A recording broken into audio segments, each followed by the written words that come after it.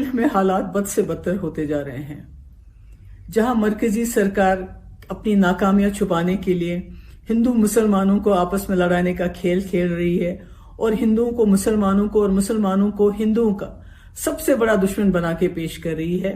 वहां जम्मू कश्मीर वाहिद एक ऐसी रियासत है जहां अभी भी हिंदू हो, मुसलमान हो, सिख हो, ईसाई हो, बौद्ध हो, आपस में मिलके रह रहे हैं। ऐसे में तमाम जम्मू कश्मीर के लोगों पे यह फर्ज आयद होता है कि हम जो हमारे बीच में रहने वाले, चाहे वो कश्मीरी पंडित हो, चाहे हमारे सरदार भाई हो, उनके साथ न सिर्फ खड़े रहें बल्कि 1947 में जिस तरह से हमने उनके मालो जान की हिफाजत की थी और गांधी जी को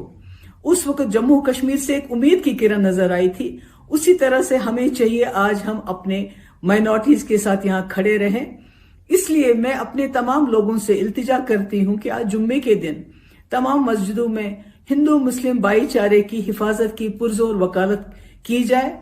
और साथ ही में जो जम्मू कश्मीर का जो भाईचारा है, जो जम्मू कश्मीर का जो इतिहास रहा है, जो हिस्ट्री रही है कि हम इकट्ठे रहने वाले लोग हैं, एक सेक्युलर स्टेट है, पूरे मुल्क को मैसेज दे ताकि मुल्क में जो इस वक्त सरकार है उनको मुसलमानों को बदनाम करने का मौका ना मिले।